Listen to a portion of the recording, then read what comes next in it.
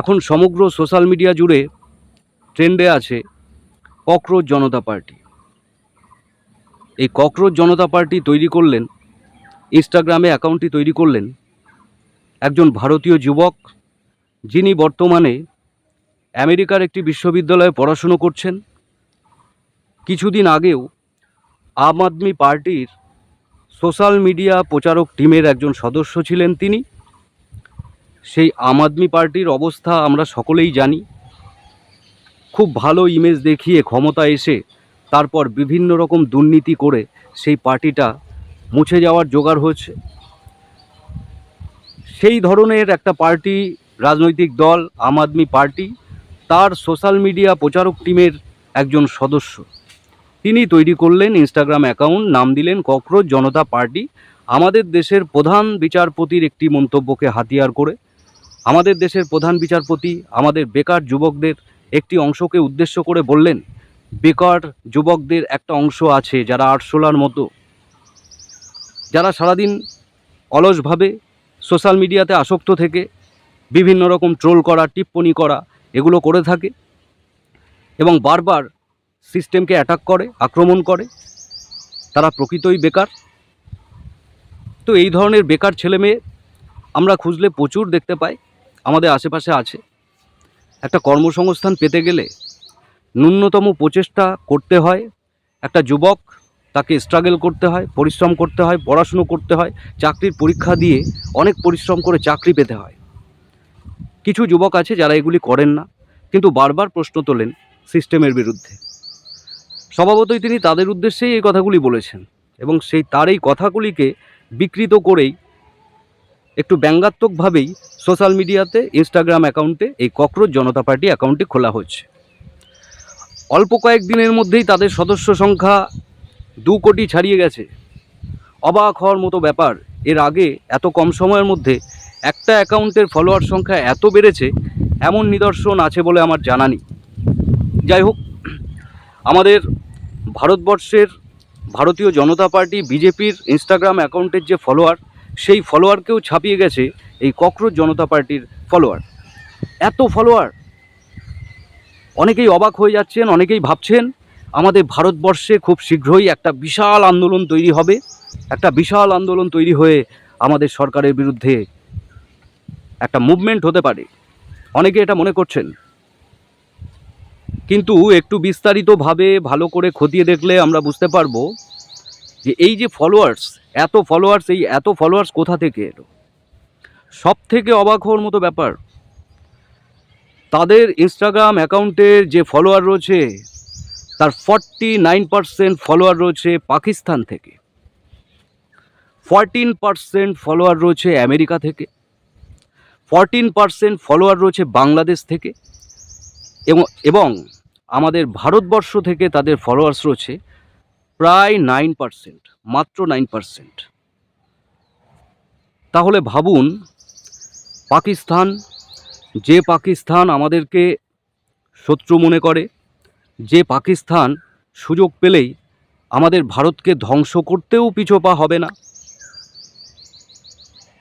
যে পাকিস্তান বিভিন্ন বড় বড় মিসাইল, পরমাণু তৈরি করে রেখেছে আমাদের ভারতবর্ষকে শত্রু মনে করে হামলা করার জন্যে, সেই পাকিস্তান থেকে 49% ফলোয়ার রয়েছে এই ককরোচ জনতা পার্টির।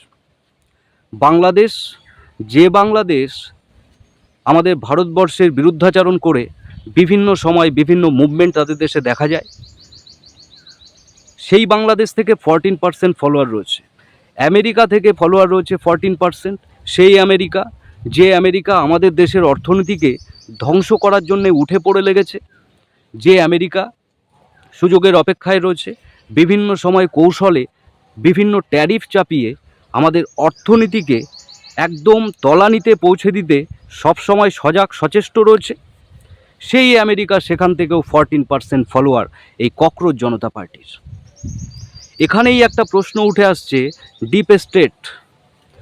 বিগত দিনে আমরা দেখেছি আমাদের বিভিন্ন পার্শ্ববর্তী ছোট ছোট দেশগুলিতে একটা মুভমেন্ট হয়েছে, সেই মুভমেন্টে সেই দেশের সরকার পড়ে গেছে। সেই মুভমেন্টগুলি কিভাবে হয়েছে? এই সোশ্যাল মিডিয়ার মাধ্যমে হয়েছে। এখানেই কিন্তু এই ডিপ স্টেটের একটা গল্প উঠে আসে। ডিপ স্টেট, তাদের কি কাজ? এই ডিপ স্টেটের বিভিন্ন এজেন্ট রয়েছে, তারা সোশ্যাল মিডিয়াতে সক্রিয় আছে। তারা বিশ্বের বিভিন্ন দেশে একটা অস্থিরতা তৈরি করে রাখতে চায়।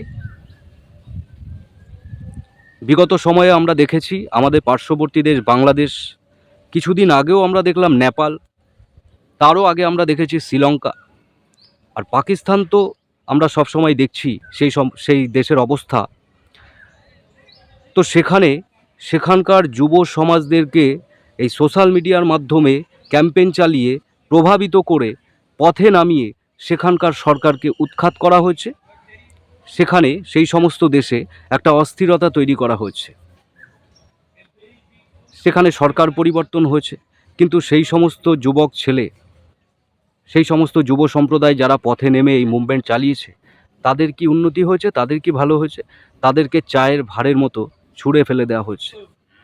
এই ডিপ স্টেটের বিভিন্ন এজেন্ট তারা আপ্রাণ চেষ্টা করে যাচ্ছেন আমাদের ভারতবর্ষে একটা অস্থিরতা তৈরি করার জন্যে, এবং কিছু ভারতবর্ষের বর্তমানে যে সমস্ত বিরোধী রাজনৈতিক দল রয়েছে, যারা আপ্রাণ চেষ্টা করেও বর্তমান বিজেপি সরকারকে হারাতে পারছে না, তাদেরও কিছু নেতা কর্মী তারাও সেই ডিপ স্টেটের চক্রান্তের অংশ হচ্ছে।